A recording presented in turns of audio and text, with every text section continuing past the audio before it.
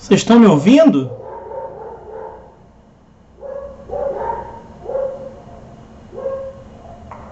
Boa noite, professor. Boa noite. Estão me ouvindo aí, não? Não. Ah, mas tava ouvindo desde o começo? Ou só agora? Não, só agora. Pois é. É aquela situação. Você pode descobrir um negócio para pessoas essa mecânica. Tem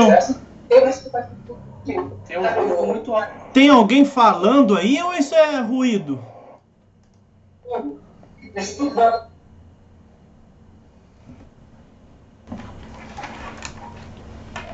Acho que agora foi, né? Agora ficou ok. É, alguém tava com o microfone ativado aí, provavelmente. Bom, eu tô aqui aprendendo a lidar ainda com essa ferramenta, tá? Então, provavelmente na aula de hoje nós vamos apanhar um pouquinho, mas a tendência é melhorar. Nós paramos na última aula, salvo engano da minha parte, nos sujeitos do processo, né, no juizado, temos que falar das partes. Tenho até anotado aqui. O senhor começou a falar das partes, eu acho que era o artigo 8º. Aí ficou meio ruim, ficou meio instável. Aí depois caiu tudo, aí o senhor encerrou a aula. Nós combinamos de voltar dessa parte, né, das partes. É isso? Isso mesmo. Então tá bom, é isso mesmo que eu tinha imaginado.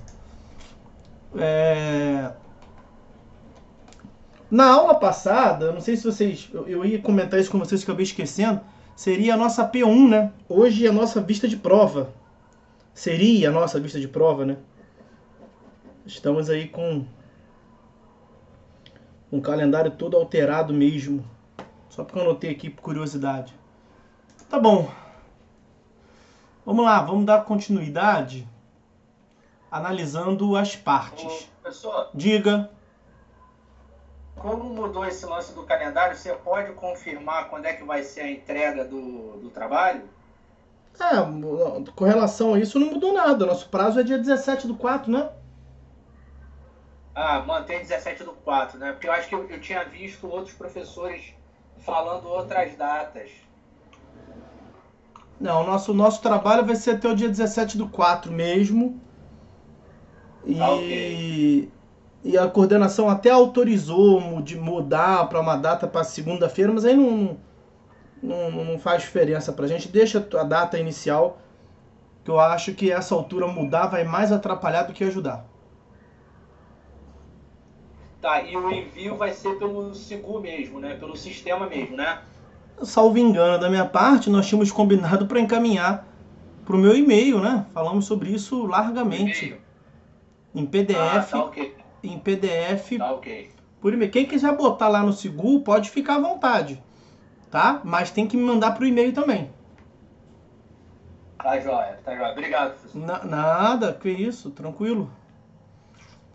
Então, vamos lá. Deixa eu tentar abrir aqui a página do Planalto para ver se funciona aquela sistemática de ir alimentando o chat aí, a conversa, nosso bate-papo com os conteúdos referentes à disciplina. Olha aqui.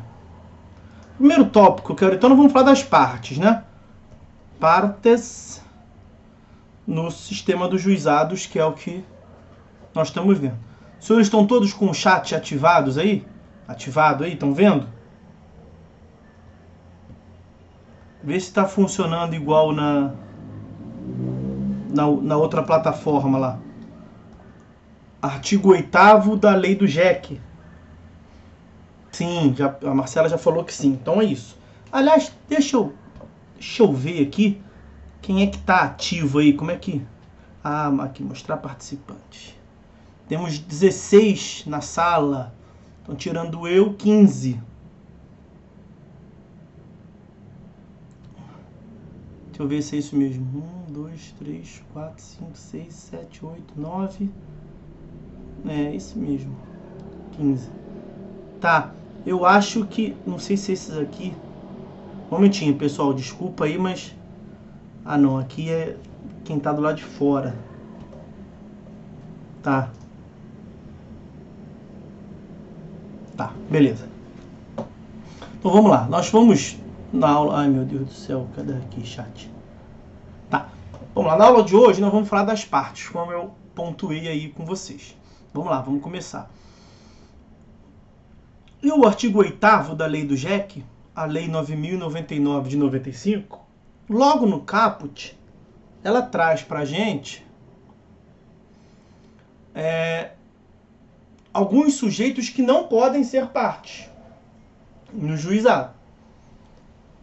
Assim como nós temos lá as causas excluídas constantes lá do artigo 3º, parágrafo 2º da lei do JEC, causas alimentar, de natureza falimentar, alimentar, fiscal, de interesse da fazenda pública, acidente do trabalho, enfim.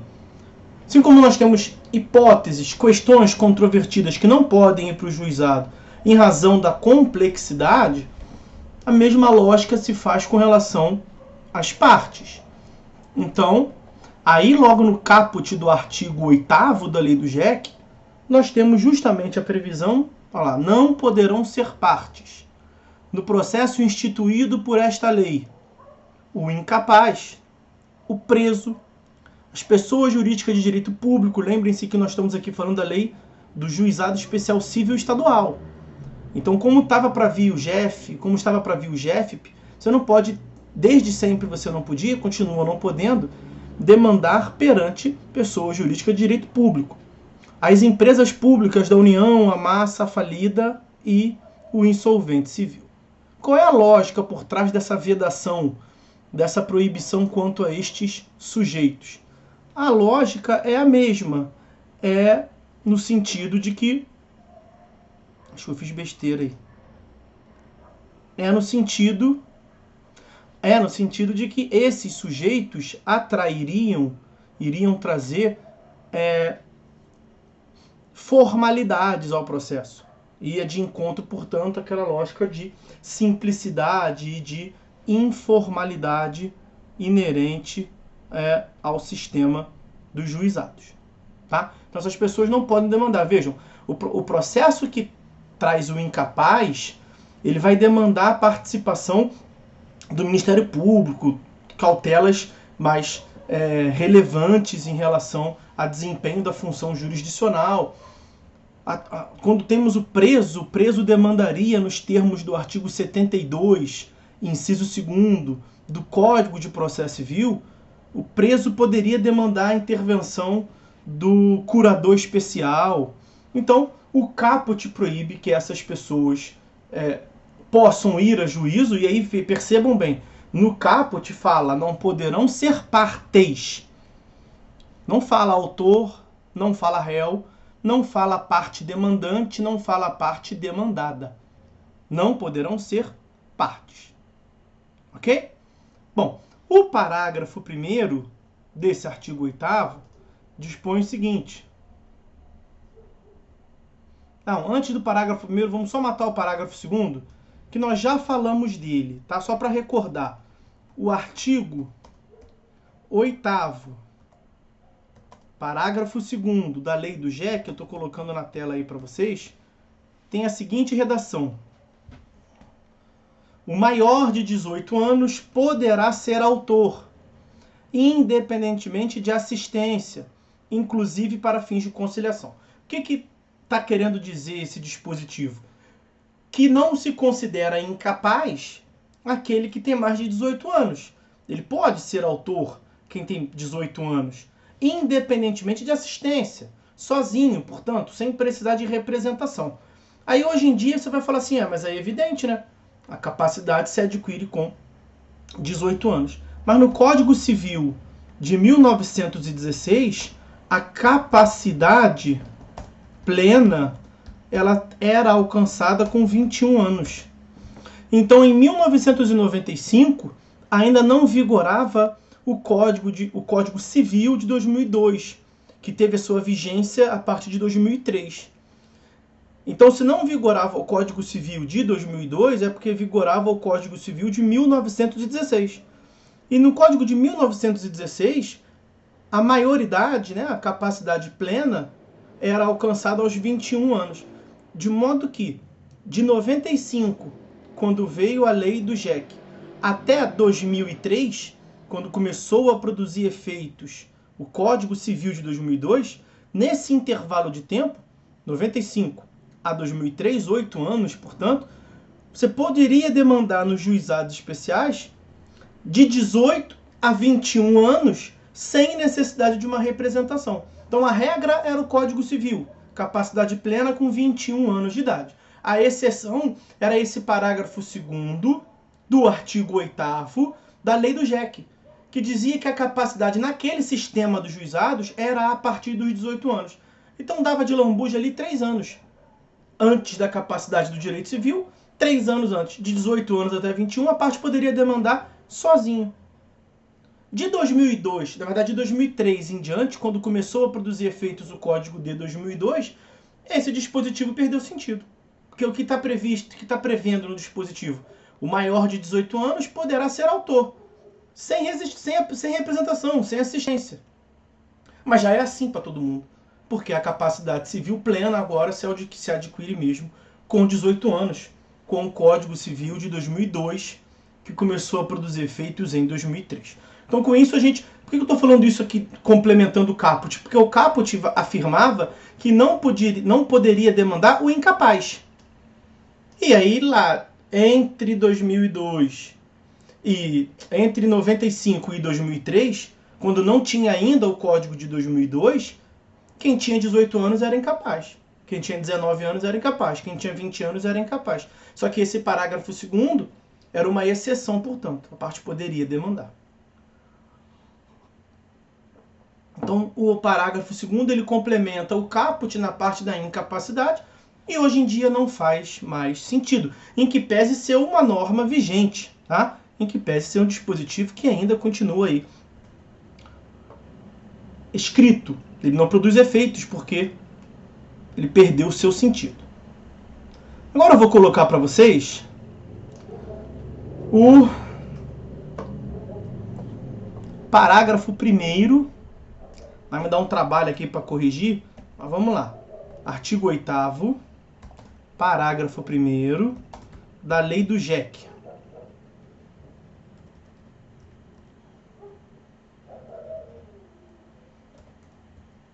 Da lei do JEC. Então vou tem que alterar aqui porque pode gerar confusão. Peraí. Acho que agora foi. Peraí. Foi, tá certinho. Tá aí.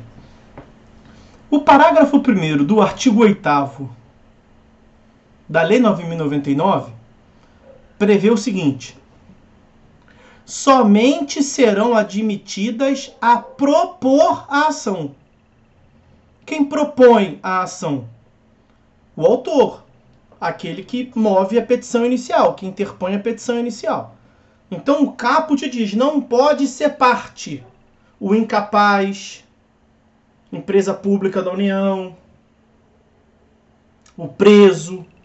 Não pode ser parte nem como autor nem como réu, porque iria de encontro à informalidade, à simplicidade da lei do juizado. O parágrafo 1º desse artigo 8º diz somente quem pode ser autor.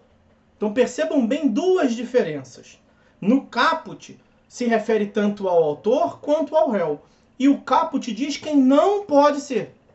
Aí o parágrafo 1º ele complementa e diz: só pode ser autor essas pessoas aqui. Só pode propor demanda, só pode propor ação, só pode ser demandante esse conjunto de pessoas aí. E vamos lá.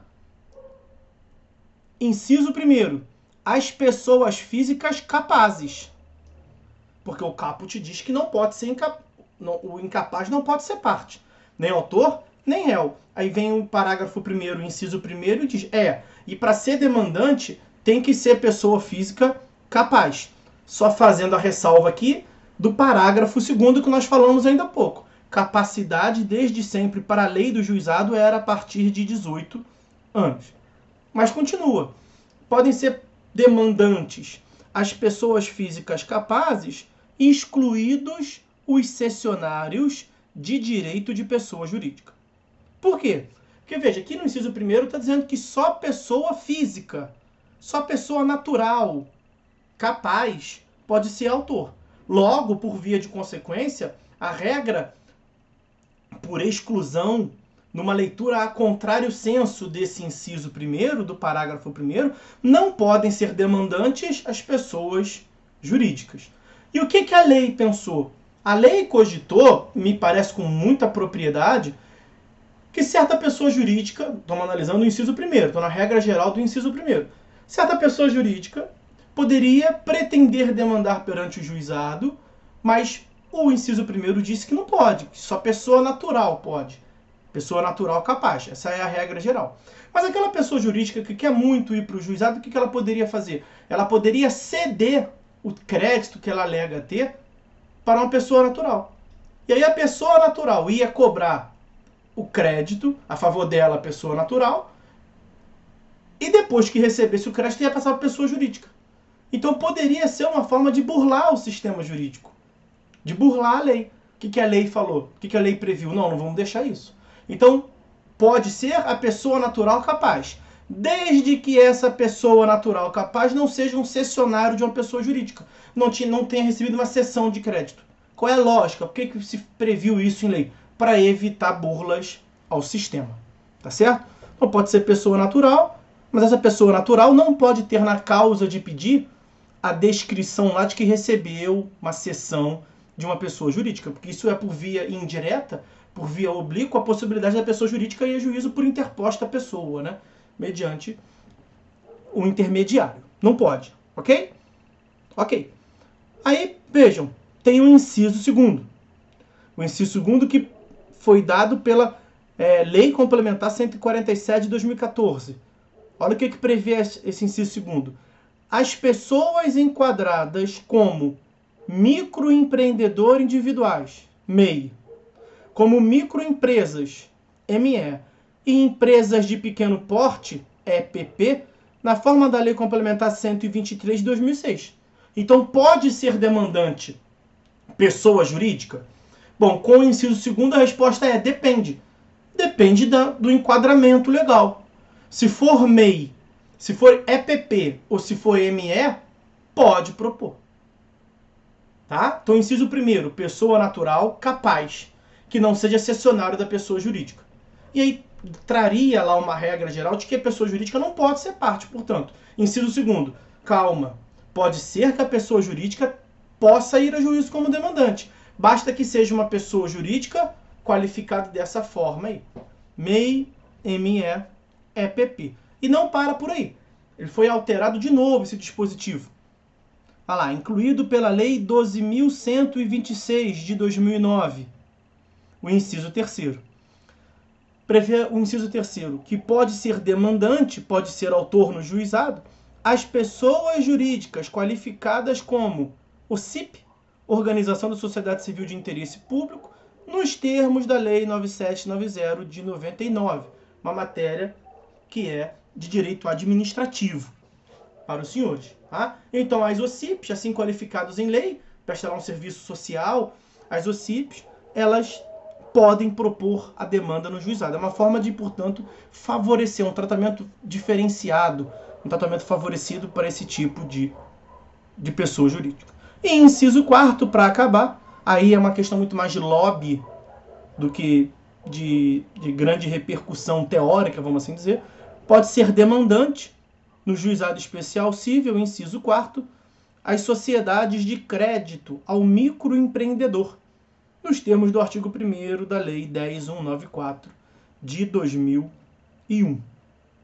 Então também uma sociedade empresária que concede crédito ao microempreendedor, como a lei lá atrás permitiu que o microempreendedor fosse a juízo, ali ela tentou fazer um ajuste e também a sociedade... Veja, não é sociedade de crédito que seja microempreendedor. Não é sociedade de crédito que seja ME, EPP, não.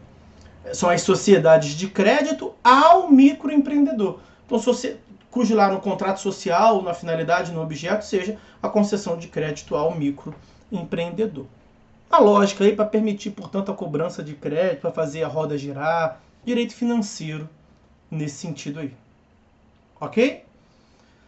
Bom, percebam, nós temos aqui uma questão interessante a respeito desse artigo 8º, parágrafo 1º, que é o seguinte: na lei do juizado especial federal e na lei dos juizados da Fazenda Pública, não tem essa previsão nesse sentido de que quem só possa ser demandante é esse tipo de pessoa. Por quê? Na verdade, lá na lei do juizado especial federal e da Fazenda Pública, é o artigo 6º, deixa eu ver se eu pego aqui para vocês.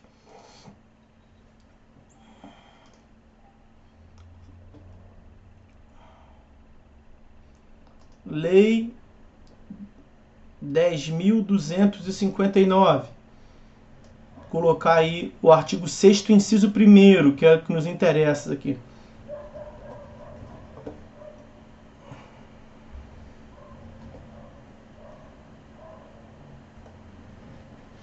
Ah, eu não botei ali a redação, tá? Não botei ali a lei.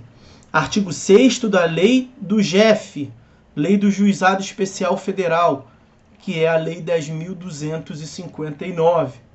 Tá lá, podem ser partes no Juizado Especial Federal Civil, inciso 1º, como autores, as pessoas físicas e as microempresas e empresas de pequeno porte, assim definidos na Lei 9317 de 96. Depois teve a redação daquela Lei Complementar 123, não é isso? Mas quem é que pode ser autor no JEF? Pessoa física, pessoa natural e microempresas, ME e EPP. Lá não tem restrição com relação ao incapaz, ao preso. Veja, não fala pessoas físicas capazes. Não há essa restrição. Então, no JEF botar no JEF/JEFP, não incide a restrição do artigo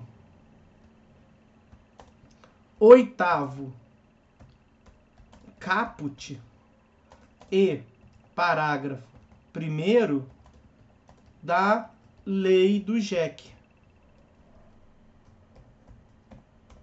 Na lei do JEC, você tem que fazer uma análise inicial no sentido de ver quem é que pode propor. Você vê parágrafo 1º, quem é que expressamente pode propor a demanda no juizado especial civil, mas você tem que ler o caput.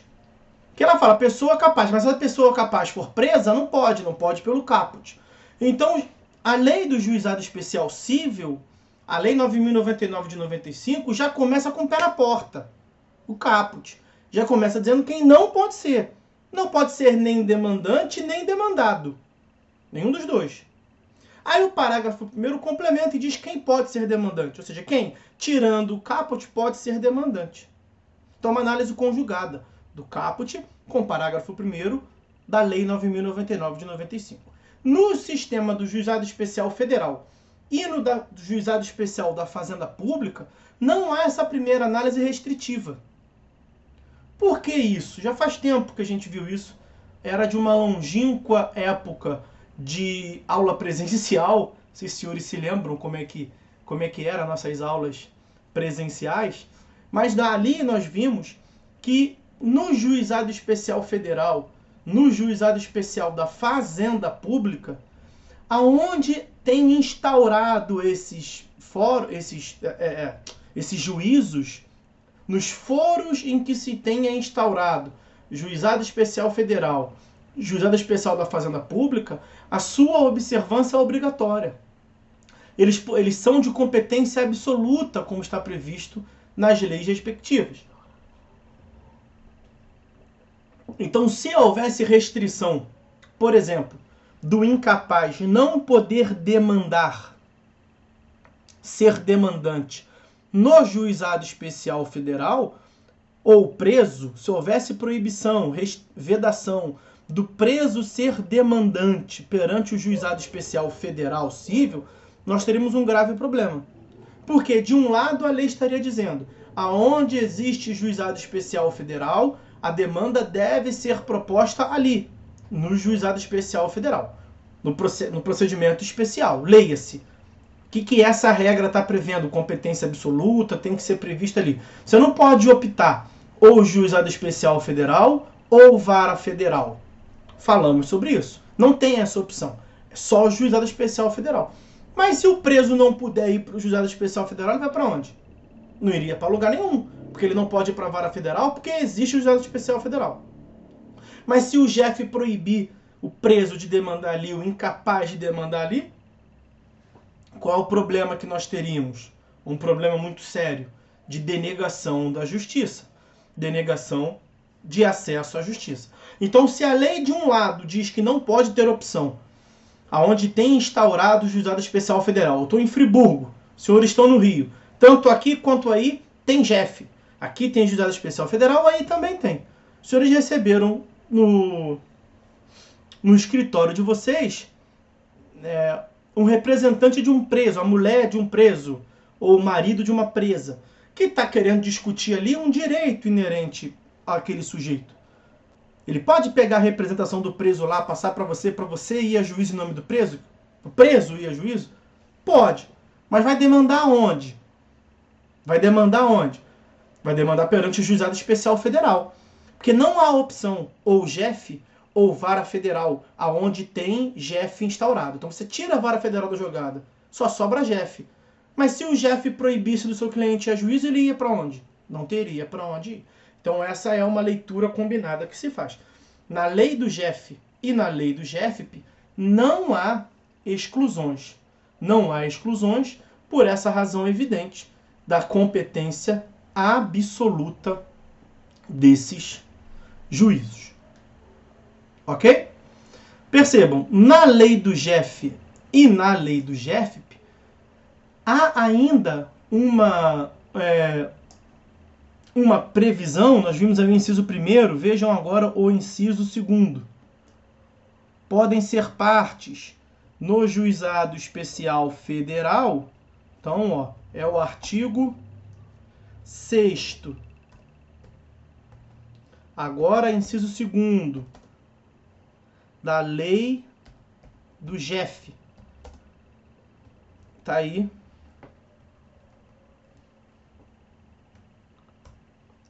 Podem ser partes como réis a União, as autarquias, fundações e empresas públicas federais.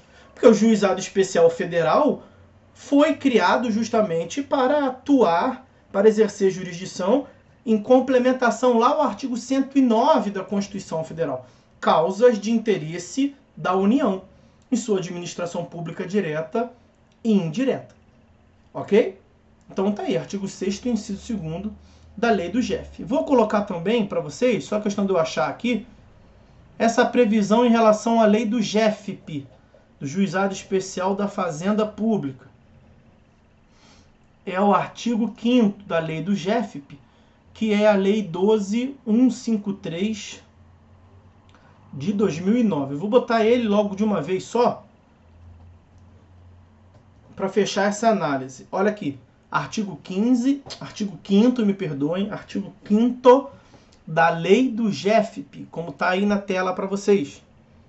Podem ser partes no juizado especial da Fazenda Pública, inciso 1º, vai repetir, como autores, as pessoas físicas, ME e EPP, assim definida na Lei Complementar 123 de 2006. Lembra que eu falei?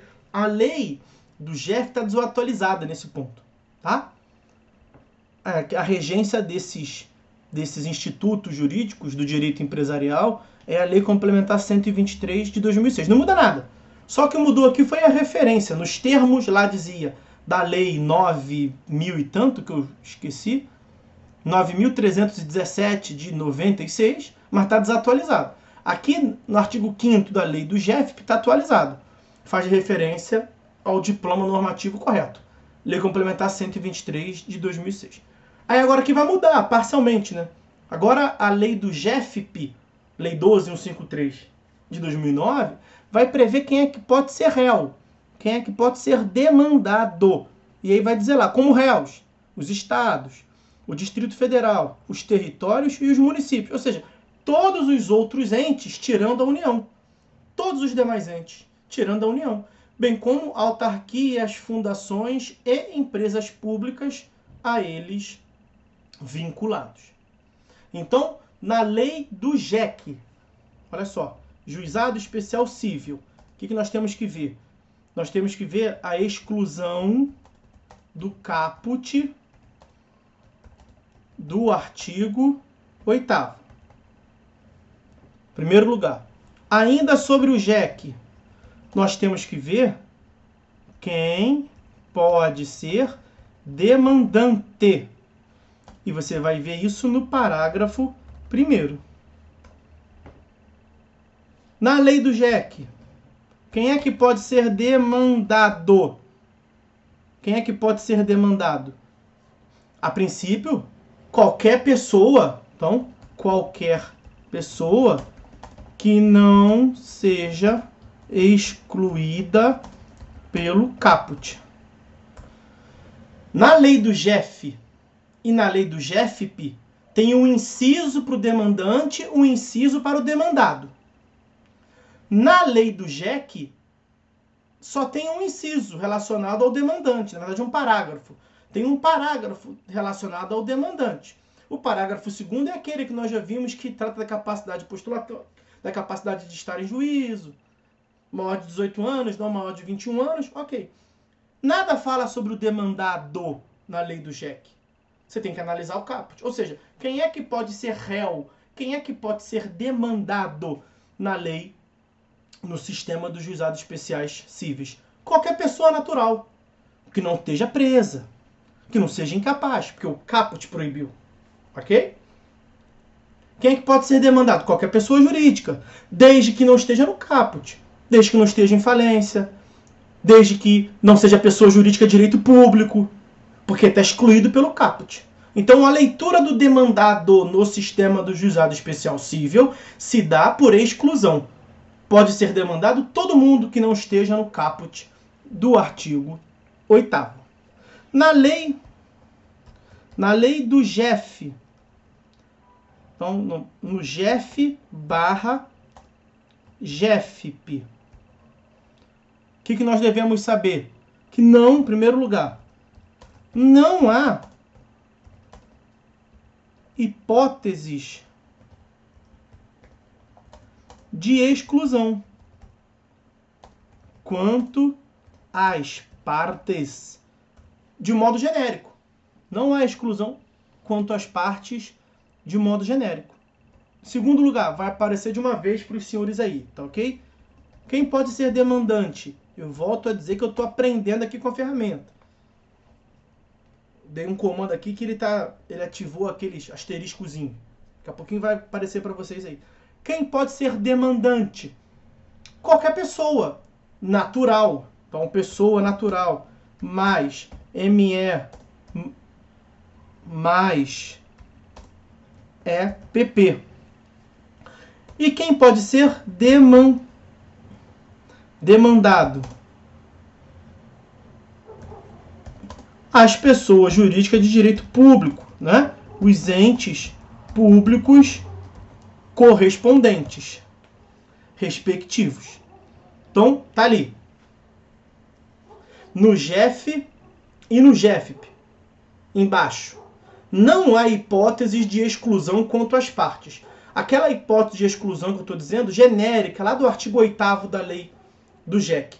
Não tem. E por que não tem? Já explicamos. Não tem porque ele tratou como competência absoluta.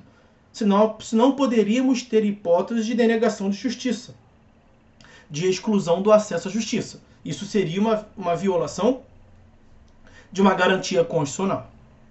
Quem pode ser demandante no GEFP e no GEFP?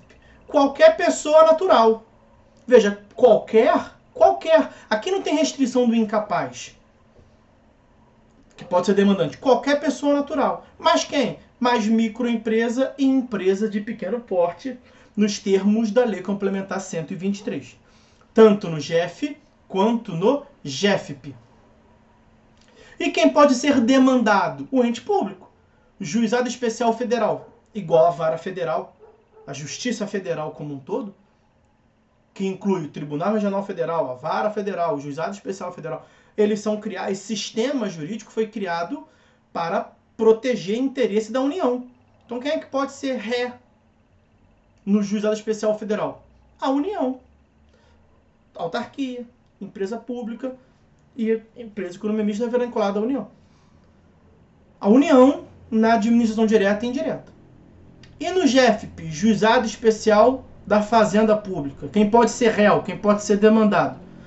Todas as outras pessoas jurídicas de direito público, todos os outros entes públicos que não a União. Então, Estado, Distrito Federal não existe, Estado, Distrito Federal, territórios não existe, né? E município. Estado, município e Distrito Federal, que é uma mescla de Estado com município. Ok? Está à vista aí as considerações gerais. Os senhores se lembram que a capacidade das partes tem a natureza jurídica de pressuposto processual de validade do processo? E que a capacidade das partes se divide em 3 no processo civil. Nós temos uma tríplice capacidade. Então, em primeiro lugar, a capacidade de ser parte. Quem pode ser parte? Qualquer pessoa. Artigo 1º do Código Civil. Além disso, segunda modalidade de capacidade, a capacidade de estar em juízo. A capacidade de estar em juízo já é uma análise específica, que é a que nós estamos vendo aqui. Quem é que pode estar em juízo no Juizado Especial Civil Estadual, no Juizado Especial Federal, da Fazenda Pública? Nós acabamos de ver. E em terceiro lugar, vai aparecer para vocês já agora aí, nós temos a capacidade postulatória. Capacidade postulatória é uma aptidão técnica, que é atribuída de modo geral aos advogados, nos termos do artigo 103 e seguintes do CPC e do artigo 1º da Lei 8.906 de 94, que é o Estatuto da OAB. Já está... Espera aí. Fui apagar aqui. Então, olha lá. Dou-lhe uma, dou-lhe duas, foi. Um dos pressupostos processuais de validade, são vários que existem no processo. Um desses pressupostos processuais de validade é a capacidade das partes.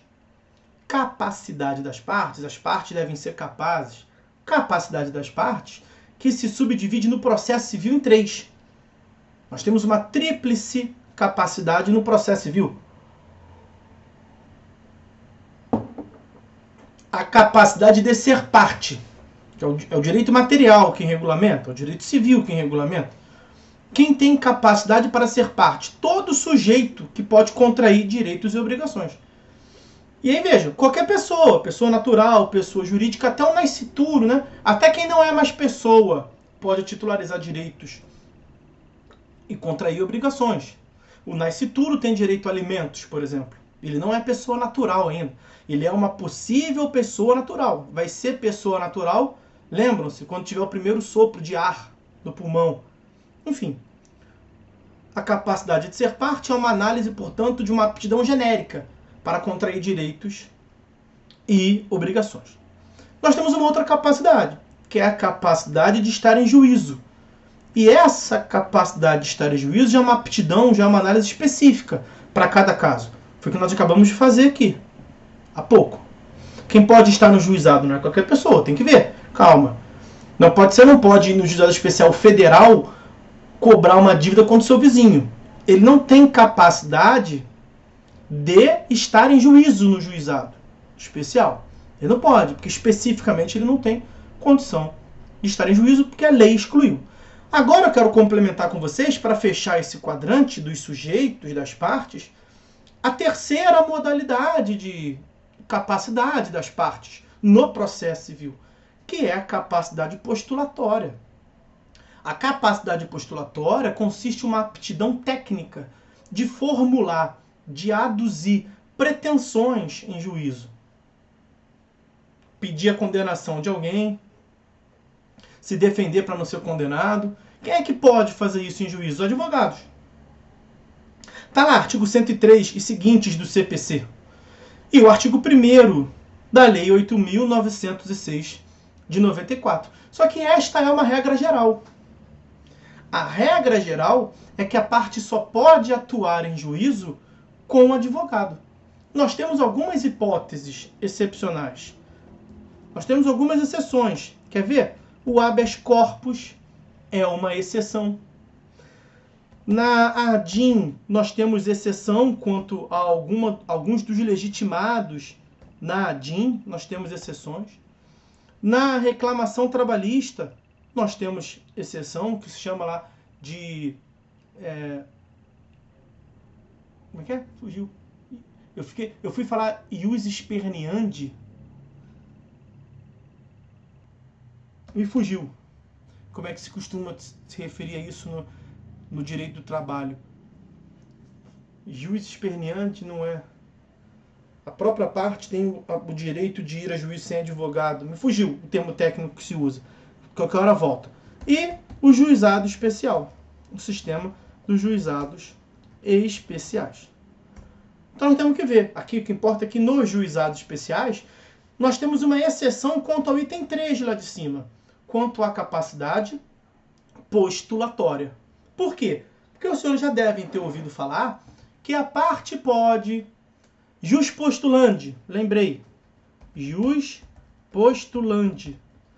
Que eu fiquei com uma brincadeira que a gente faz de jus esperneandi, né? Quando a parte fica, não fala nem lé com cré no processo, ela está esperneando, é o jus esperneandi. Me fugiu aí. Agora lembrei. Jus postulandi, o jus postulandi. Que a parte pode sozinha postular. É uma exceção. Isso é muito comum se utilizar lá na reclamação trabalhista, lá no direito processual do trabalho. Mas aqui também a parte tem o tal do jus postulandi. No juizado especial civil, no juizado especial federal e na Fazenda Pública. Vamos começar pela análise do juizado especial civil. Como de costume, nossa primeira análise vai ser o juizado especial civil, o JEC. Deixa eu pegar aqui para vocês. Está lá no artigo 9º. Olha aqui.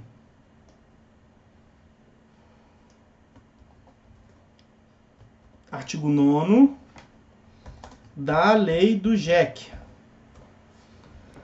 Nas causas de valor até 20 salários mínimos, as partes comparecerão pessoalmente, podendo ser assistidas por advogado.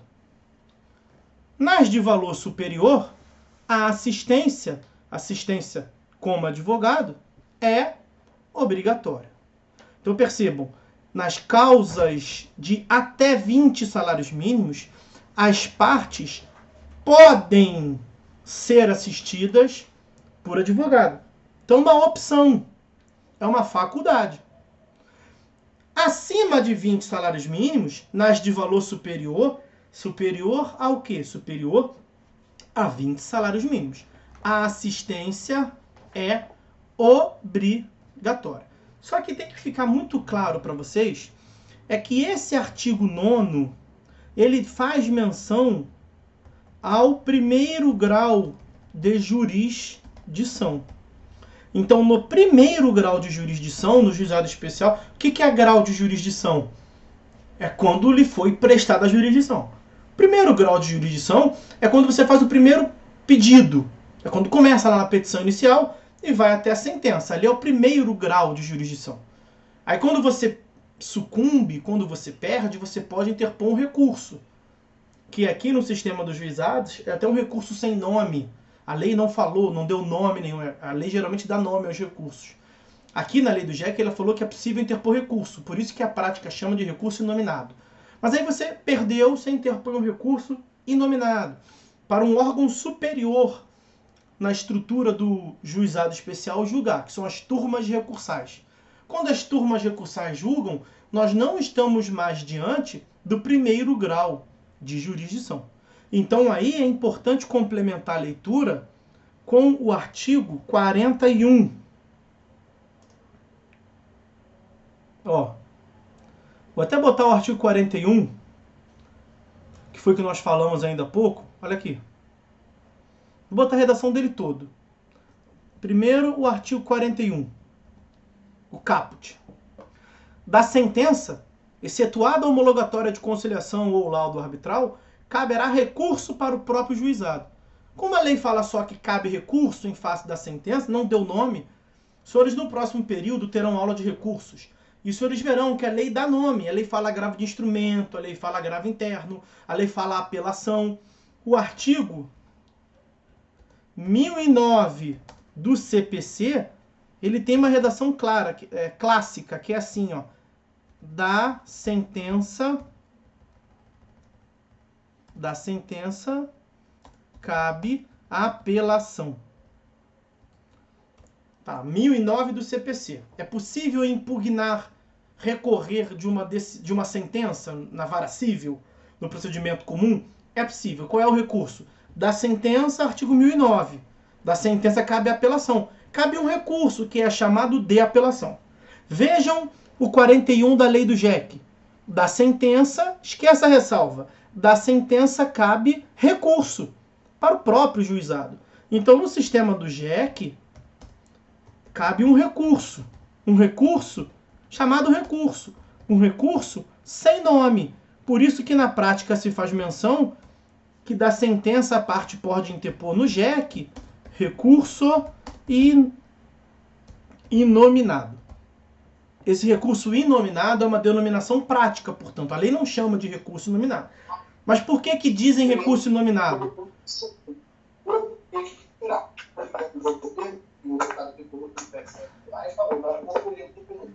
Acho que alguém ativou o fone aí. Quer perguntar alguma coisa?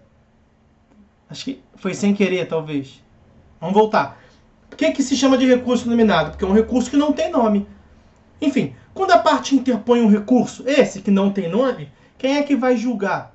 Olha aqui. Artigo 41, parágrafo 1º. O recurso será julgado por uma turma composta por 3 juízes togados, em exercício no primeiro grau de jurisdição, reunidos na sede do juizado. Então, o órgão julgador do recurso inominado é chamado de turma recursal. Artigo 41, parágrafo 1º. Turma recursal. Então não vai para a Câmara Civil lá do Tribunal de Justiça. Não vai. Vai para outro órgão. Assim como o juizado é um outro órgão diferente da vara civil, também o segundo grau, também o julgamento do recurso se dá por um outro órgão. Não é a vara civil, é o juizado. Não é a Câmara Civil, é uma turma recursal. A característica da turma recursal é que ela julga um recurso, mas ela não é formada por desembargadores. Veja, informalidade. Ela é julgada por juízes. Então o sistema de juizados separa os juízes mais antigos, os juízes que têm as melhores decisões, e dão para ele um cargo superior, que é o de reanalisar as sentenças dos outros juízes, todos dos juizados especiais. Então, alguns julgadores no sistema dos juizados especiais são juízes ainda, eles são juízes, Na estrutura do Poder Judiciário, eles não passam a ser desembargadores. Eles são juízes. Assim como o juiz lá de baixo, que ele vai julgar a decisão, também é juiz como ele. Mas ele está exercendo uma outra função. Então ele é juiz lotado numa turma recursal para julgar recursos inominados interpostos em face da sentença de um colega seu, que é tão juiz quanto ele. Então, essa é uma característica peculiar da turma recursal. Para atuar perante a turma recursal, ou seja, para que você seja recorrente, quem recorre, ou para que você seja recorrido, aquele contra quem se recorre, nesse caso é preciso o advogado. Por isso que eu estou falando disso. Vejam a redação do artigo 41 no seu parágrafo 2º. No recurso, as partes serão obrigatoriamente representadas por advogado. Então, sistema da capacidade postulatória no JEC, no Juizado Especial Cível. Em primeiro lugar, primeiro grau de jurisdição. Até 20 salários mínimos é opcional. Só cuidado aqui, senhores. Eu já vi gente perguntando o seguinte: então, professor, até 20 salários mínimos não pode ter advogado, não? Não, não é isso. Ter advogado é a regra geral, tá? Aqui o que nós temos de exceção é justamente que até 20 salários mínimos pode ser com advogado, regra geral, capacidade postulatória, ou pode ser sem advogado. A pessoa estará em juízo sozinha. A partir de 20 salários mínimos, estou ajeitando aqui para aparecer para vocês aí. Tentar substituir o quadro, né? Pelo chat. Então, a partir de 20 salários mínimos, é obrigatório. Obrigatório o quê? O advogado. Volta para a regra geral. Ok? Já vai aparecer para vocês aí. Item 2. No segundo grau de jurisdição, é quando você já teve uma resposta do Poder Judiciário e está pleiteando outra. São os recursos. No segundo grau de jurisdição, que no sistema dos juizados especiais não é a Câmara Civil, como nós ressaltamos, são as turmas recursais, é obrigatória. É obrigatório a presença de um advogado. Esse é o sistema no juizado especial civil da Lei 9.099 de 95. Então percebam bem, atuando perante a turma recursal, nos recursos, como recorrente, como recorrido, pouco importa o valor, é obrigatório sempre. Eu só tratei como opcional ou obrigatório no primeiro grau de jurisdição. Você está em grau de recurso, no juizado especial, está discutindo R$15. Você tem que ter advogado? Tem que ter advogado. Assim é o sistema da lei. Artigo 41, parágrafo 2º. Mas no primeiro grau de jurisdição, no começo do procedimento, pode ser obrigatório ou pode ser facultativo. Vai depender do quê? Vai depender do valor da causa. De 20 salários mínimos para cima é obrigatório. De 0 até 20 salários mínimos é opcional. Mas aí percebam que a lei deu uma moral para os advogados. A lei recordou que é importante ter assistência por um advogado. Artigo 9º, parágrafo 2º. Artigo 9º, parágrafo 2º. E aí a gente fecha a análise da capacidade postulatória no JEC. Já vimos que no primeiro grau de jurisdição é opcional, até 20 salários mínimos, e obrigatório, de 20 para cima. Então vamos ficar na primeira hipótese, na facultatividade. Estamos diante de uma causa de 10 salários mínimos. A pretensão gira em torno ali de R$10.000. A parte precisa necessariamente ter um advogado? A resposta é não. Ela pode constituir se ela quiser ou ela pode não constituir. Ela sozinha vai a juízo, ela faz a petição dela, ela mesma, e vai a juízo. Pode? Pode.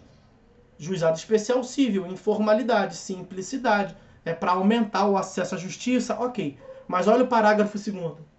O juiz, lá no meio do procedimento, vai virar para ela e falar assim: eu vi que a senhora está sozinha aqui sem advogado. Ah, tô. Não, a senhora pode, não tem problema nenhum. A lei deixa. Mas eu acho melhor a senhora constituir um advogado. A discussão aqui é técnica. Tem que saber direito do consumidor.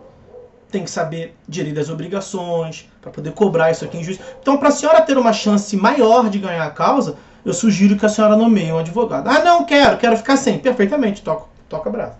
Mas vejam o parágrafo 2º. O juiz alertará as partes da conveniência do patrocínio por advogado, quando a causa o recomendar.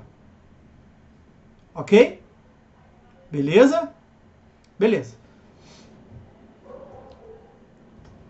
Ih, fiz uma besteira aqui. Tá indo? Acho que tá, né? Agora vamos ver como é que é o sistema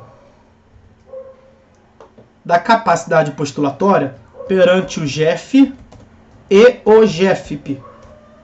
Quem regulamenta é o artigo 10 da lei do GEF. Vou colocar para vocês aí. Artigo 10 da lei do GEF. Lá vai. E ela serve tanto para o GEF quanto para o GEFP, tá? As partes poderão designar, por escrito, representantes para a causa. Parte final é que nos importa. Advogado ou não. Então, no artigo 10, nós temos já a previsão da representação, que é inclusive o próximo tópico. A representação da parte. Aí no GEF nós já vimos que a parte pode designar um representante. Então, eu quero ir a juízo no GEF, mas dá muito trabalho para eu ir, eu não vou conseguir, eu dou aula de manhã, PGM à tarde, dou aula de noite. Eu posso nomear alguém, um representante, para falar em meu nome no Juizado Especial Federal? Posso. Ah, mas você está falando de constituir um advogado? Não. Posso nomear qualquer um. Posso passar uma procuração para que me represente em juízo. Se for advogado, é um contrato de mandato normal. Beleza. Agora, pode ser minha mulher, que é engenheira? Pode. Pode ser o meu vizinho, que é um jogador de futebol. Vizinho não. O meu amigo de infância, que é um jogador de futebol frustrado. Tadinho, brinco com ele. Mas pode. Se ele tiver disponibilidade de ir, pode. Advogado ou não. Percebam que o artigo 10, portanto, ele trata de uma exceção na capacidade postulatória. A parte pode estar sozinha. Se ela pode nomear alguém, mesmo sem ser advogado, se ela pode estar em juízo sozinha, sem ser advogado. Minha mulher quer ir a juízo contra a União. Vai no Juizado Especial Federal. A causa é de 50 salários mínimos. Gira em torno ali de 50 e tantos mil reais. Ela precisa constituir um advogado? Não, artigo 10. Quem pode o mais, pode o menos. Se ela pode designar um representante, mesmo sem ser advogado, então ela pode estar em juízo sozinha, sem ser advogado. Eu posso, por fora, né, extraoficialmente preparar toda a tese dela, a petição e tal. Ela não constitui ninguém, ela vai. Pode. Então o artigo 10 prevê a possibilidade da parte ter a capacidade postulatória no sistema do Juizado Especial Federal. Vejam, a lei não deixa claro que a parte pode estar sem advogado. Mas aquela é uma construção interpretativa, naturalmente, né? Se a parte pode nomear alguém, sendo esse alguém advogado ou não, primeira consideração, não é obrigatório ser advogado. Você pode nomear um advogado como pode nomear um engenheiro. Engenheiro que não é advogado. Então não é obrigatório ser advogado. E se a parte pode nomear um terceiro, para que o terceiro esteja em juízo em nome da parte, mesmo sem o terceiro ser advogado, evidentemente que a própria parte pode também estar em juízo sem advogado. Então é isso. O artigo 10 autoriza que esteja em juízo sem advogado. Agora vejam bem, o artigo 10 fala alguma coisa sobre valor? Aí, Ana, isso que eu ia falar agora. O artigo... Coincidência, hein? Na mesma hora. A Ana perguntou, professor, independentemente de valor da causa? E eu perguntava, o artigo 10 fala alguma coisa de valor? Não, não fala nada de valor. Então a questão é, para responder a Ana, independentemente de valor, surgiu uma primeira teoria. Porque quando a lei não deixa claro, a doutrina tenta entender como é que se deve interpretar essa bagaça aí, não é isso? Então, o artigo 10 não falou de valor. Mas nós não estamos diante de um microsistema dos juizados especiais? Não estamos diante de 3 leis que prevêem 3 juizados especiais distintos? Mas veja, são 3 juizados especiais distintos, mas todos eles têm a característica de serem juizados especiais. Então o juizado especial federal está muito mais próximo do juizado especial civil do que de uma vara de falência, não é? Então há um nexo ali entre os juizados. Evidentemente, nós falamos na sala de aula, ainda no encontro presencial, aí com vocês. Nós estamos diante de um microsistema, formado por 3 leis. Mas nós temos uma lei base, não temos uma lei base? A Lei 9.099 de 95, ela veio primeiro, ela tem muito mais artigos que as outras. Então, se o artigo 10 não deixou claro, nós poderíamos aplicar a lei do JEC por analogia? Sim, poderíamos. Foi a primeira tese que veio. O que a primeira tese disse? Bom, seguinte, eu vou colocar aí, primeira tese. O artigo 10 da lei do JEF falou que pode ser sem advogado. Beleza, não estamos discutindo. Mas o artigo 10 da lei do JEF veio no mesmo contexto do artigo 9º da lei do JEC. Ou seja, pode estar sem advogado até 20 salários mínimos. Por quê? Porque o artigo 10 falou que pode, mas não falou valor. E a lei do JEC também falou que pode, mas colocou valor. Então, por uma questão de uniformidade nos juizados, pode até 20 salários mínimos. Aí você diria assim, mas eu não estou lendo isso no artigo 10, não. Não, mas você tem que aplicar o artigo 10 combinando com o artigo 9º da lei do JEC, que é o diploma geral dos juizados. Essa era a tese, primeira tese. Foi a que prevaleceu? Não, não foi a que prevaleceu. Não foi a que prevaleceu. Aí veio uma segunda tese. O que nessa segunda tese se afirmou? Que a parte poderia estar em juízo sozinho até 30 salários mínimos. Você pode pensar assim, porra, de onde vem esse 30 salários mínimos, né? Porque o artigo 10 não falou qual é o valor. Mas o artigo 9º da lei do JEC, que é o base aqui, né? Que é a interpretação por analogia, que é de onde está se puxando a interpretação por analogia, lá também não fala 30 salários mínimos. Qual foi a questão que foi feita aqui? Proporcionalidade. O artigo 9º da lei do JEC deixa a pessoa estar em juízo sozinha até 20 salários mínimos. Mas a lei do JEC tem a alçada de 40 salários mínimos. Então 20 salários mínimos é a metade de 40. Jogaram para cá, para o Juizado Especial Federal. Pode estar em juízo sozinha, mas vamos dar uma colher de chá um pouquinho maior para a parte. Porque como a lei não disse qual é o valor, nós devemos que pegar da lei do JEC, mas lido sobre as lentes da lei do JEF. Se na lei do JEF a alçada é até 60 salários mínimos, então a parte poderia estar em juízo até metade desse valor. Porque a lei do JEC falou 20, sendo a metade de 40. Então a metade de 60 é 30 salários mínimos. Essa foi a segunda tese. Que também não foi a que prevaleceu. Não foi a que prevaleceu. A que prevaleceu foi essa terceira tese. Na terceira tese, afirma o seguinte: não há restrições quanto ao valor. Não há. Logo, é até a alçada máxima, que equivale a dizer, botei até o alçada, não, até a alçada máxima, que é até, portanto, 60 salários mínimos. Pô, minha mulher engenheira pode discutir uma causa em cerca de 60 mil reais no Juizado Especial Federal? Pode. Pode, não tem discussão quanto a isso. Sabe por que não tem discussão quanto a isso? Porque isso foi afirmado pelo STF no julgamento de uma ADIM, a ADIM 3168. Relator, ministro Joaquim Barbosa. Nessa ADIM, a OAB questionava a constitucionalidade desse artigo 10 da lei do JEF, porque dizia assim, pô, STF, a OAB, né? Dizia, pô, STF, virou bagunça. Começou com a lei do JEC dizendo que era só até metade, que não precisaria de nós, advogados. Agora está a lei do Jeff aí dizendo que não delimitou o valor. Então, em primeiro lugar, diz que isso é inconstitucional. Aí vamos ver qual é o tamanho da sua inconstitucionalidade, que vossas excelências vão definir aí no STF. Mas é inconstitucional. Não pode, virou bagunça. A parte vai a juízo em qualquer que seja o valor, até 60 salários mínimos, sem nós, advogados. Não pode. Nós queremos a inconstitucionalidade. Para que tem que constituir nós? Não seja opção. Para que tem que nos constituir? Óbvio, é um lobby da OAB, trabalhando a favor dos advogados.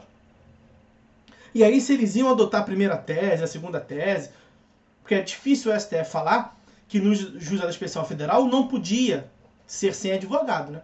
Ele do GEC já tinha dito que podia. Então a OAB puxou ali para os 20 salários mínimos. Aplica o artigo 9º, então, da lei do GEC por analogia. Pode estar sozinha, mas dessa forma como está escrito aí no artigo 10 é inconstitucional. Porque pode estar sozinha qualquer que seja o valor. Aplica o artigo 9º da lei do GEC, que é a primeira tese, por analogia, até 20 salários mínimos.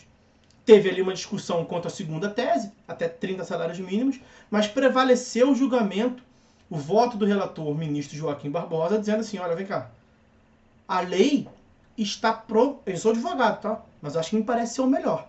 A lei do GEF, a lei 10.259 de 2001, ela está consagrando um direito fundamental.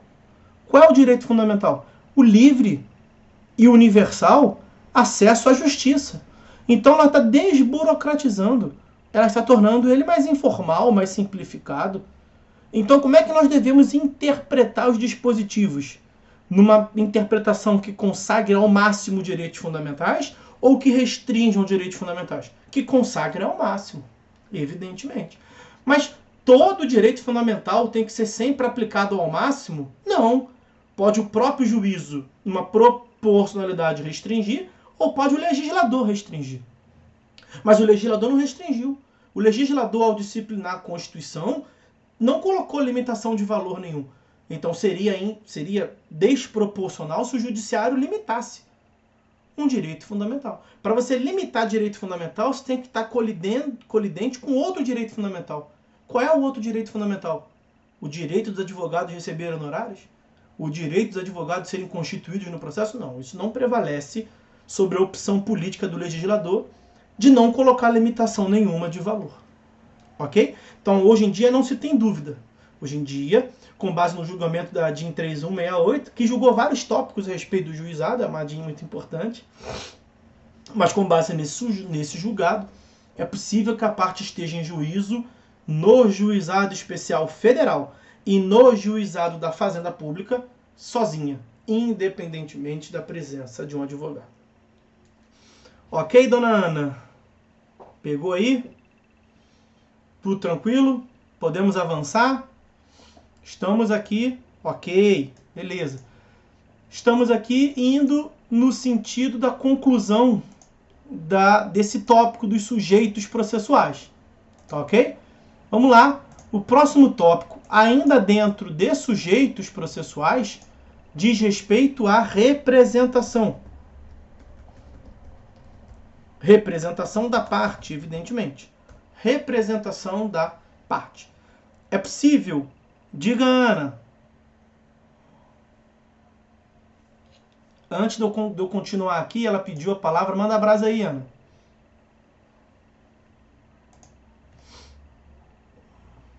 Professor, e quanto a esses valores que estão na lei do GEFP, no artigo 13, parágrafo 3º?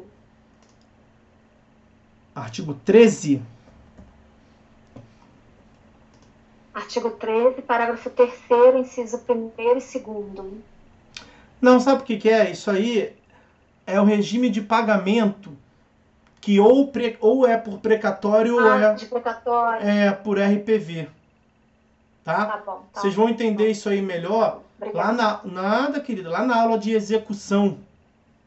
Lá em processo civil 4. Porque quando a temática gira em torno de condenar a fazenda pública a pagar valores, a fazenda pública ela não paga por dinheiro na conta, em regra. Ela não tem um bem dela penhorado para transformar em dinheiro, porque os bens públicos são inalienáveis, impenhoráveis. Então a solução que se criou no sistema processual brasileiro foi o do precatório.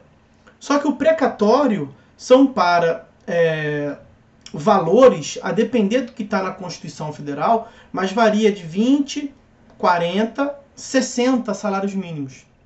E aí, na lei do GEF, a lei 10.259, inclusive se definiu que considera-se RPV, requisição de pequeno valor, RPV é a exceção do precatório.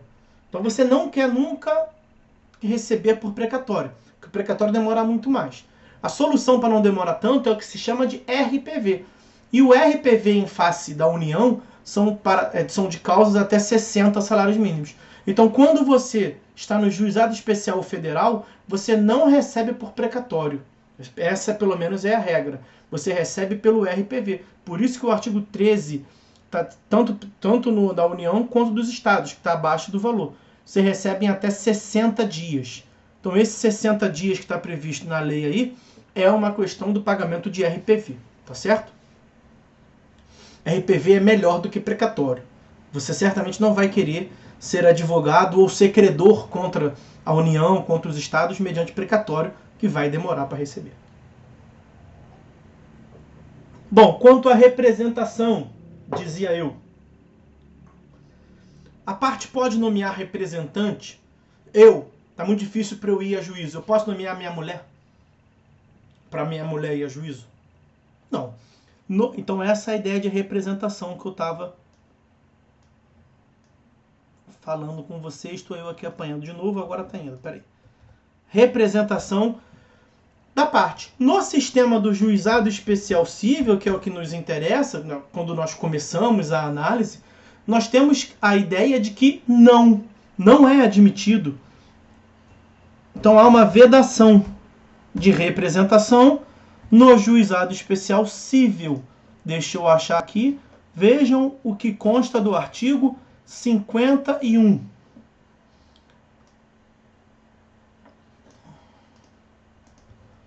Artigo 51, inciso 1º. Extingue-se o processo, além dos casos previstos em lei, inciso 1º, quando o próprio autor, não é o autor ou seu representante, não. É quando o autor deixar de comparecer a qualquer das audiências do processo. Então, é obrigatório o comparecimento pessoal do autor, do demandante, não podendo ele ser representado em juízo. Então, aqui no inciso 1º, nós temos a ideia de pessoalidade, comparecimento pessoal do autor. Quanto ao demandado, no sistema ainda do Juizado Especial Cível, nós temos a previsão lá do artigo 9º, que estávamos a falar ainda há pouco, não tem muito tempo, deixa eu achar ele aqui. Artigo 9º, parágrafo 4º. Olha lá. Quanto ao demandado, artigo 9º, parágrafo 4º. O réu, sendo pessoa jurídica ou titular de firma individual, poderá ser representado por preposto credenciado, munido de carta de preposição, com poderes para transigir, sem haver necessidade de vínculo empregatício. Porque no processo civil tradicional, no CPC, preposto deve ter um vínculo com a parte. Então, lá na vara civil, quem pode ser preposto? Aquele que foi designado pela própria parte. E deve ter um vínculo entre o mandante e o mandatário. Entre o representante e o representado. No CPC. No Juizado Especial Cível, então vamos voltar. No JEC, o preposto não precisa de vínculo nenhum. Para que os senhores tenham uma ideia, minha mãe já foi preposta. Eu estava pela empresa e em cima da hora, na verdade me jogaram, foi aqui em Friburgo, quando comecei a advogar, me ligaram para eu assumir uma causa em cima da hora, tipo de agora para daqui a 15 minutos. Tinha que estar no fórum para fazer a contestação. E eu ia lá como advogado. Mas como é que quem viria da empresa? Não ia vir um administrador, não dava tempo, a empresa nem era de Friburgo, a empresa era do Rio, sei lá, Rio das Ostras, era de uma outra localidade. Não tinha como ninguém da empresa vir. Qual é a solução? Nomear como preposto qualquer pessoa. Preposto, meus amigos, é o representante da pessoa jurídica. E não tinha quem, tentei ligar para um pro outro, não teve como, botei minha mãe para ir. Minha mãe foi lá, sentou, assinou a ata, eu fiz a defesa e tá bom, salvou.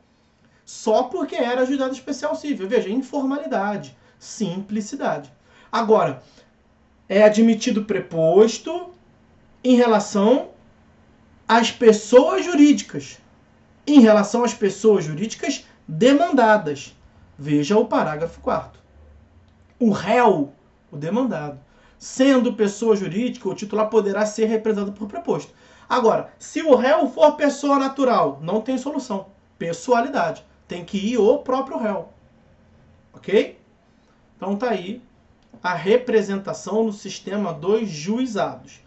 É, em regra, proibido representação no juizado especial civil, porque vigora a pessoalidade. Agora, o parágrafo 4º do inciso 9º admite a preposição, e é até uma preposição bem mais simplificada do que da vara civil, do procedimento comum. Admite-se a preposição sem ter vínculo nenhum, informalidade, simplicidade, em relação ao demandado, ao réu, que seja pessoa jurídica. Então a regra é que não é permitido representação no sistema do juizado especial civil. E no juizado especial federal, no juizado especial da fazenda pública, a regra é a da admissibilidade. Admissibilidade da representação. Da onde que eu estou tirando isso? Do que nós já analisamos. Artigo 10 da lei do GEF. Artigo 10 da lei do GEF. Que nós já colocamos, já está aí em cima para vocês, não vou repetir para não ficar extenso aqui o chat. Mas está lá, não é pequeno, dá para botar assim. Artigo 10 da lei do GEF. Está aí de novo. As partes poderão designar, não faz restrição, se é a parte demandante, se é a parte demandada. Demandado no GEF é só a União, né?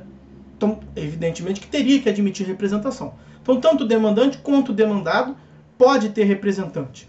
E não faz menção também quanto ao demandante ser pessoa natural ou pessoa jurídica. Então, se o demandante for uma ME, uma EPP, é admitido no GEF? É admitido. Pode ir com o representante? Pode delegar a um terceiro qualquer, porque é admitido. Ok? Só para fechar essa questão aí da representação, especialmente quanto ao preposto, tem uma curiosidade quanto ao preposto. Então, preposto no JEC. Nós já vimos que a preposição ela é simplificada, tá bom? Só que o advogado não pode ser ao mesmo tempo preposto. Nós temos uma restrição no Código de Ética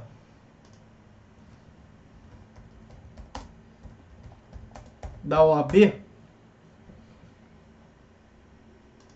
eu ver se eu acho aqui para vocês.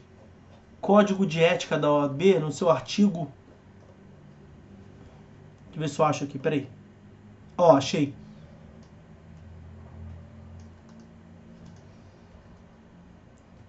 Artigo 23 do Código de Ética e Disciplina da OAB. Os senhores verão isso na aula de deontologia, tá?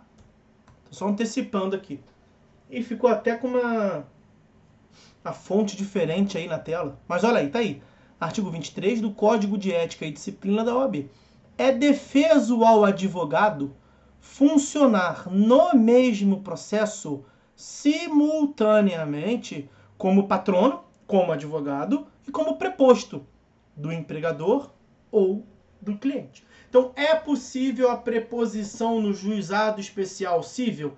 É, artigo 9º, parágrafo 4º.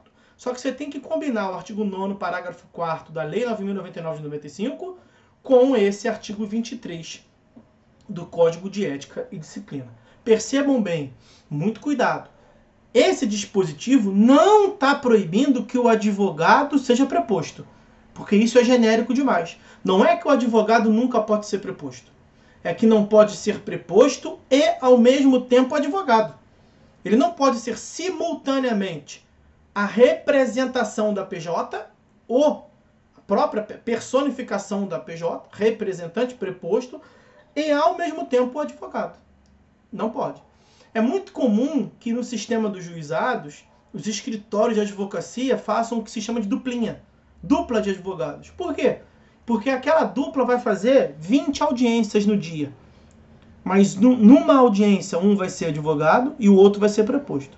Na outra audiência, o que foi advogado vai ser preposto e o que foi preposto vai ser advogado. Eles se revezam ali. Por isso que nós temos a duplinha. O advogado pode ser preposto? Pode ser preposto. Ele não pode ser ao mesmo tempo, tá lá, simultaneamente, preposto e advogado. Então eles ficam se revezando na prática, tá bom? Sobre o preposto era isso, sobre representação de modo geral, era isso que nós tínhamos para falar. O último tópico dentro das partes é a pluralidade de partes. Pluralidade de partes, que é um tópico que se divide em dois. Primeiro deles, o litisconsórcio. Evidentemente que no litisconsórcio nós temos uma pluralidade de partes. Esse é, inclusive, o conceito de litisconsórcio, né? Pluralidade de partes da demanda. E está lá no artigo 10 do CPC, do CPC, da lei do JEC. Então nós temos em primeiro lugar litisconsórcio, em segundo lugar intervenção de terceiros. Então são dois itens dentro dessa noção de pluralidade de partes. Vejam o artigo 10 da lei do JEC. Tá? A gente sempre começa pela lei do JEC. Não se admitirá no processo qualquer forma de intervenção de terceiro, nem de assistência. O curioso é que a assistência é um tipo de intervenção de terceiro. Então não se admite qualquer forma de intervenção de terceiro. Por quê? Porque a intervenção de terceiro, pense, uma denunciação da lide. Denunciação da lide, que é uma demanda eventual, incidental, vai trazer complexidade para aquele tipo de demanda. Então, se você está pensando em denunciar, no juizado você não pode. Mas veja, se você não pode propor a denunciação da lide no juizado, nada te impede de mover uma ação autônoma perante a vara civil, evidentemente. Mas você não pode chamar alguém ao processo, IDPJ, amicus curiae, porque isso vai trazer uma complexidade. Artigo 10 da lei do JEC. Ok? Mas admite o litisconsórcio no final. Admitir-se-á o litisconsórcio. Agora, o artigo... Isso é a redação da lei do JEC, como sempre foi. E aplica-se no GEF e no GEF. Aqui não tem distinção. Tá? Aí vem o artigo 1062 do CPC e vai prever o seguinte. Tem que abrir aqui o CPC. Pegar a redação lá do artigo 1062.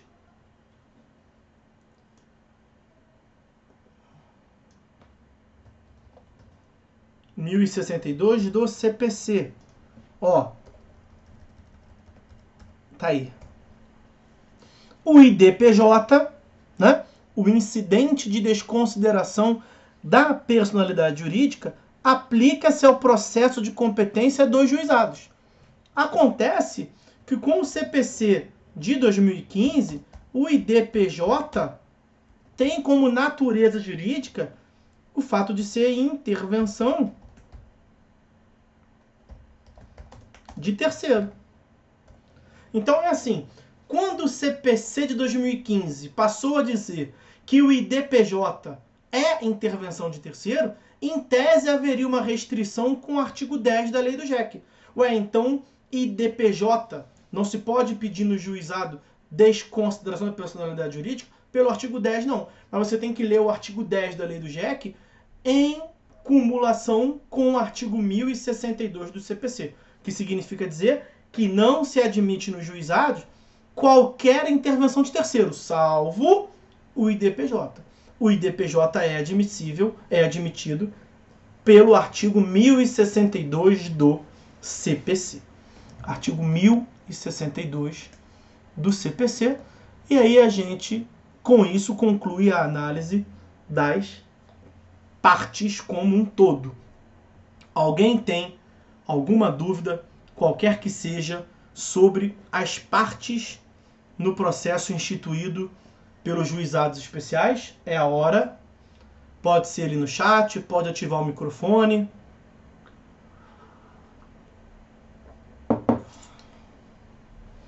Alguém? Dou-lhe uma. Dou-lhe duas, dou-lhe três.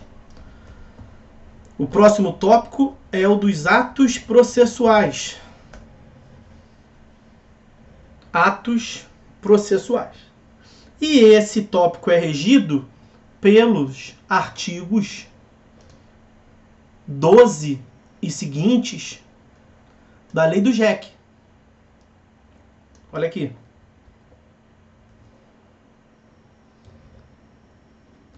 Olha lá. Seção 4ª, lei do JEC, dos atos processuais. Os atos processuais serão públicos. Publicidade dos atos. Não tem mistério nenhum. Não muda nada. E poderão realizar-se em horário noturno, conforme dispuserem as normas de organização judiciária, CODIGER. Porque também não tem restrição. Não tem restrição, não tem diferença nenhuma. Porque no sistema da vara civil, do procedimento comum, a regra geral lá do Código de Processo Civil é no sentido de que tem horários. Os senhores devem ter visto isso em TGP 2. Os atos são praticados de um certo momento, de 6 horas da manhã às 20 horas da noite. Só que o próprio CPC diz que o ato pode ser concluído. O ato tem que ser começado, iniciado a partir até às 8 horas. Mas, excepcionalmente, ele pode ser concluído depois. Você não vai terminar uma audiência que tem que ouvir 20 testemunhas, 10 de um lado, 10 do outro. Você está na metade, bateu 8 horas. Você não vai acabar para remarcar aquilo, vai dar um trabalho enorme. Então lá também pode realizar no horário noturno. Não tem problema nem isso. O que tem de diferente aqui não é isso, tá? Bom, artigo 12A, também da lei do JEC. Ela foi introduzida por uma lei de 2018. Então quem tem o código aí não tão atualizado assim, vai ter que complementar. Porque no CPC foi introduzido a previsão de que a contagem dos prazos, lá artigo 209, eu sempre fico em dúvida se é o 209 ou 219. Tem uns que me pegam, acho que é o 219. 219. É o artigo 219 do CPC. Contagem dos prazos em dia levam em consideração os dias úteis. Antes de ir para a lei do JEC, esse artigo 12A, o CPC trouxe essa novidade. Os prazos contados em dias só se computam os dias úteis. O que nós temos que ver aqui antes de entrar na lei do JEC? O CPC disse que todos os prazos são contados em dias úteis? Não, ele é expresso em afirmar na contagem dos prazos fixados em dias. Então é só quando o prazo for fixado em dias, levam-se em consideração os dias úteis. A maioria dos prazos é contado em dias. Mas nós temos prazos fixados em meses, prazos fixados em anos. Aí você vai contar os dias úteis? Evidentemente que não. Prazos fixados em hora. Cumpra-se em 48 horas. Não são 48 horas úteis, são 48 horas. Por uma simples razão, o prazo não foi fixado em dias. Então essa é a primeira coisa. A contagem dos prazos fixados em dias levam-se em consideração os dias úteis. Em qualquer outra hipótese, prazo fixado em minutos, em horas, em semanas, em meses, em anos, leva-se em consideração a contagem corrida. Ok? Bom, aí vamos ao artigo 12A. Na contagem de prazo em dias, olha que maravilha, deixou claro também, em dias, estabelecido por lei ou pelo juiz para a prática de qualquer ato processual, inclusive para interposição de recurso, computar-se-ão somente os dias úteis. A lei de 95 foi alterada pela superveniência do Código de 2015. Havia uma grande discussão se no sistema dos juizados deveria se contar o prazo corrido, como sempre foi, já que ele é um sistema à parte, né? Celeridade, ou se era contado em dias úteis, como o CPC de 2015 previu. Prevalecia o entendimento que era para ser contado em dias úteis, porque a regulamentação de prazo é o CPC que trata, a lei não fala de modo diferente, então deveria ser contado em dias úteis. Para não ter dúvida quanto a isso, resolveu-se colocar aí no texto da lei essa previsão. E aí vem o artigo 13, que é relacionado aos atos processuais. Vamos ver o artigo 13 muito rapidamente, basicamente para dizer que ele não tem lá grandes novidades, não. Olha lá, artigo 13. Os atos processuais serão válidos sempre que preencherem as finalidades para as quais forem realizados, atendidos os critérios indicados no artigo 2º desta lei, que são os princípios da simplicidade, da informalidade. Aqui não tem nenhuma novidade, porque no CPC já é assim também. No CPC nós temos lá a regra da instrumentalidade das formas, que as formas não são essenciais, que as formas são instrumentais. Então, se a lei manda se fazer um ato do modo X e você faz do modo Y, a princípio até teria uma nulidade, porque não foi observada a forma X. Você utilizou a forma errada, a forma Y. Mas o próprio CPC prevê, no artigo 270, deixa eu achar aqui perfeitamente.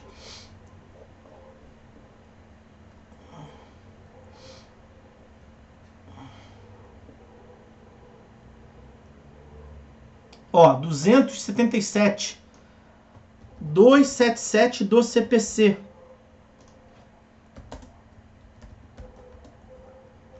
Quando a lei prescrever determinada forma, o juiz considerará válido o ato se, realizado de outro modo, lhe alcançar a finalidade.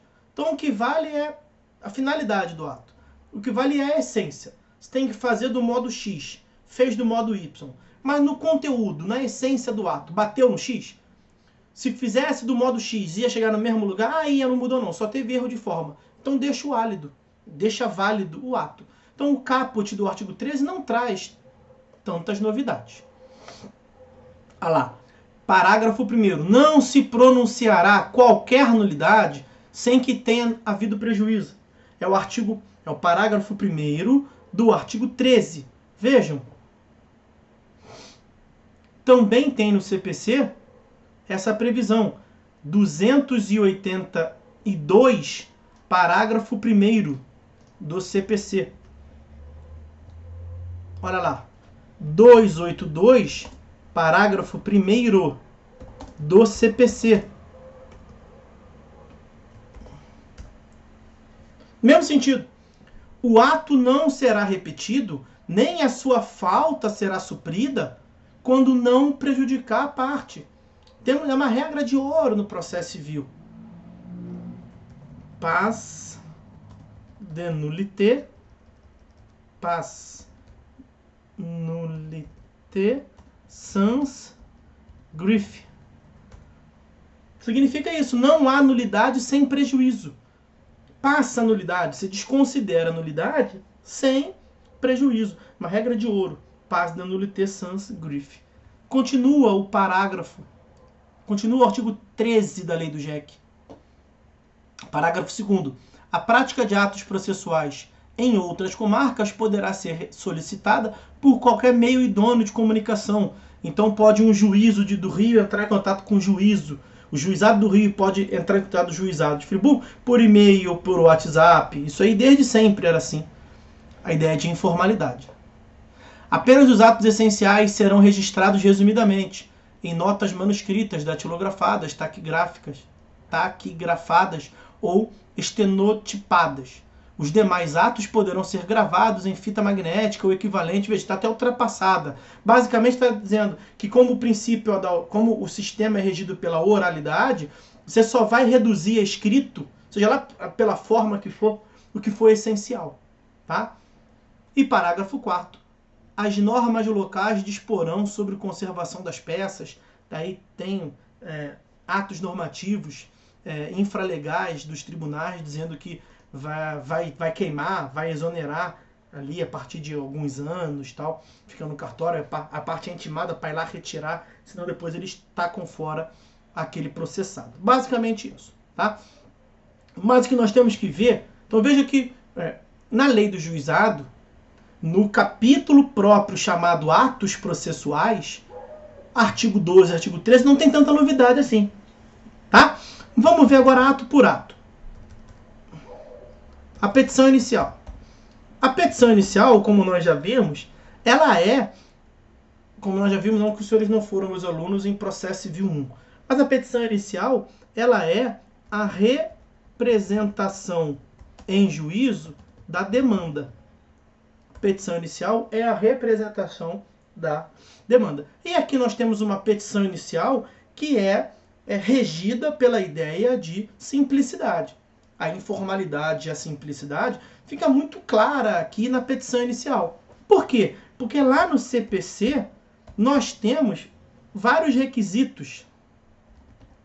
Os requisitos da petição inicial previsto lá no artigo 319, dentre outros, do CPC. Então, a petição inicial, ela vigora pela lógica no CPC da formalidade. A petição inicial é formal no CPC. Ao passo que no juizado especial, não. No juizado especial, a petição inicial está regulamentada na lei do JEC entre os artigos 14 e 17. E aí, quando os senhores dão uma olhadinha lá no artigo 14, os senhores verão, ó,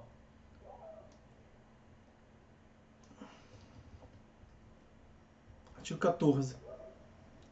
O processo instaurar-se-á com a apresentação do pedido, escrito ou oral, à secretaria do juizado. Aqui, a lei evidentemente confundiu. Quais são os elementos da demanda? Partes, causa de pedir e pedido. A demanda que é representada pela petição inicial, então aqui é uma relação de generalidade e concretude, né? O direito de ação está no plano mais abstrato. Quem vai a juízo é o demandante, e o demandante se usa da petição inicial. Então, no plano mais abstrato, o direito de ação, o acesso à justiça. Artigo 5º, inciso 35 da Constituição Federal. Quem vai a juízo, veja, minha filha, Beatriz, 6 anos de idade, tem o direito de ação. Mas ela nunca foi a juízo. Ela nunca foi demandante, mas ela tem o direito de ação. Quem tem o direito de ação e coloca ele em prática, demanda. Exerce a demanda, é o demandante. E como que você coloca em prática? Pela petição inicial. Então, a petição inicial é um instrumento da demanda e a demanda é um instrumento do direito de ação. Ok? Ok. A petição inicial tem requisitos, lá no artigo 319 do CPC. Aqui nos juizados não tem tantos. Por quê? Porque o pedido, a forma como a lei chama a demanda, veja, o processo instaurar-se-á com a apresentação do pedido. Não era para estar pedido aí. Seria a apresentação da demanda. E a demanda pode ser escrita ou oral. Por quê? Oralidade, simplicidade, informalidade. Quando se diz que a demanda pode ser proposta de forma oral, veja, você já está jogando fora diversos requisitos da petição inicial. Lá no CPC, a petição inicial tem que ser escrita. Um dos requisitos é a escritura, formalidade, forma escrita. Aqui no juizado temos uma exceção, pode ser pela via oral. E aí vejam o que os parágrafos vai dizer. Olha aqui, parágrafo 1º desse artigo 14. Parágrafo 1º, então artigo 14, parágrafo 1º. Do pedido constarão, porque não era para estar pedido, era para estar demanda. Do pedido constarão, de forma simples e em linguagem acessível, simplicidade, informalidade. Inciso 1º, o nome, a qualificação e o endereço das partes, ou seja, é a qualificação das partes. Inciso 2º, os fatos e os fundamentos, de forma sucinta. O que é isso? Causa de pedir. Inciso 3º, não pode falar pedido, né? Porque ele deu o nome lá atrás de pedido. O objeto e seu valor. É o pedido. Então, na verdade, o 14 caput e o parágrafo 1º confundiram. Ele disse pedido quando ele queria falar demanda. Basicamente, petição inicial representa a demanda. E a demanda no juizado, ela é simplificada. Ela pode ser levada a juízo de modo simples, sem os requisitos todos do CPC, do artigo 319 do CPC. Uma vez distribuída a demanda, nós teremos, então, distribuída a demanda, próximo ato é a designação de uma audiência de conciliação. O que nós temos para falar sobre essa audiência de conciliação? É que, como nós adiantamos, a lei, na verdade, não fala audiência de conciliação. Ela se refere à sessão de conciliação. Ó, artigo 21.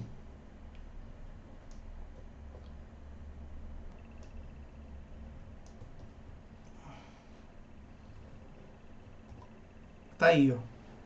Da conciliação e do juízo arbitral. Aberta a sessão, nós já distinguimos a diferença de sessão para a audiência, né? A ideia, o norte da lei era que fosse uma sessão, várias tentativas de conciliação ao mesmo tempo. Na prática, no processo de João contra Maria, processo 1 do João contra Maria para discutir, sei lá, empréstimo, nós temos uma audiência só para aquele processo. Quando, na verdade, era para reunir todos os casos de empréstimo num certo valor, botar numa sessão só 30 processos diferentes. Essa é a diferença de sessão para audiência. Mas então, aberta a sessão, o juiz togado ou o juiz leigo esclarecerá as partes presentes sobre as vantagens da conciliação, mostrando-lhes os riscos e as consequências do litígio, especialmente quanto ao disposto do parágrafo 3º do artigo 3º, que é aquela quando a parte vai a juízo em valor superior ao limite de alçada do juizado. Então, a audiência de conciliação, a lei fala, artigo 21 fala em juiz togado e em juiz leigo, mas nós já vimos que o conciliador também pode realizar essa audiência. O conciliador é designado justamente para isso. Para que serve essa sessão de conciliação ou essa audiência de conciliação? Uma tentativa de autocomposição, que é um dos critérios lá do artigo 2º da lei do JEC. Então nós temos um ato que é específico para a tentativa de autocomposição, é essa tal dessa audiência de conciliação. Ok? E aí, não sendo obtida a autocomposição, o próximo ato é a AIJ, audiência de instrução e julgamento. A audiência de instrução e julgamento é o momento em que nós teremos a concentração do procedimento no juizado. Um dos princípios que está intrínseco à ideia de oralidade é o da concentração. O grande ganho de se desenvolver um procedimento na modalidade oral é a possibilidade de se concentrar os atos. Aonde é que nós temos, no sistema dos juizados, essa tão querida concentração para permitir uma celeridade? É na AIJ. E nós falaremos naturalmente da AIJ na próxima aula. Tem bastante coisa para falar na AIJ. Então, por hora, fiquem com a seguinte ideia. O procedimento dos juizados, ele se desenvolve por audiências. Percebam que eu falei petição inicial. Aí eu coloquei que da petição inicial nós teremos uma audiência de conciliação. É assim que a prática faz, ao invés de sessão, audiência. E depois nós teremos AIJ. E na AIJ, a ideia é que nós tenhamos a conclusão do processo. Então, o procedimento do juizado especial é esse aí, ó. Petição inicial, começou. Próximo ato, audiência de conciliação. Deu certo? Deu, acabou o processo. Não deu certo, próximo ato, audiência também, de instrução e julgamento. O que é instrução? É quando você vai instruir o processo. Geralmente, instrução se refere à instrução probatória. Mas veja que até agora só o autor falou na petição inicial. Tentou fazer acordo, não deu certo. Próximo ato, audiência para instruir. Instruir no juizado de maneira ampla. Instruir com a defesa do réu, com as provas a serem produzidas e o julgamento. Tudo isso, essa concentração, se dá na AIJ. Então o processo começa com o oferecimento da demanda. Artigo 14 e 17 da lei do JEC. Marca-se uma audiência só para tentar fazer acordo. Deu certo, deu, acabou o processo. Não deu certo, marca uma outra audiência. Uma outra audiência onde o tiro, porrada e bomba vai comer solto. É a audiência de instrução e julgamento. A audiência de instrução e julgamento que nós falaremos na próxima aula. Mas já saibam que é nessa audiência que nós extraímos a concentração do procedimento.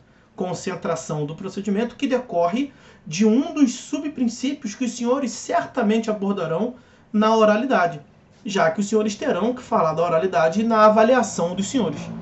A avaliação dos senhores que deve ser entregue em PDF, contendo um resumo de todas as aulas até o dia 17 de abril. Ok? Com isso a gente encerra esse nosso encontro. Lembrando que na próxima aula nós devemos falar, portanto, de AIJ e seguir aí o nosso conteúdo programático. Tá ok? Então estou aqui anotando que nós hoje falamos de partes e do procedimento até AIJ. Nós continuaremos na próxima aula falando da AIJ. Ok? Beleza? Alguém tem alguma dúvida? Podemos encerrar aqui?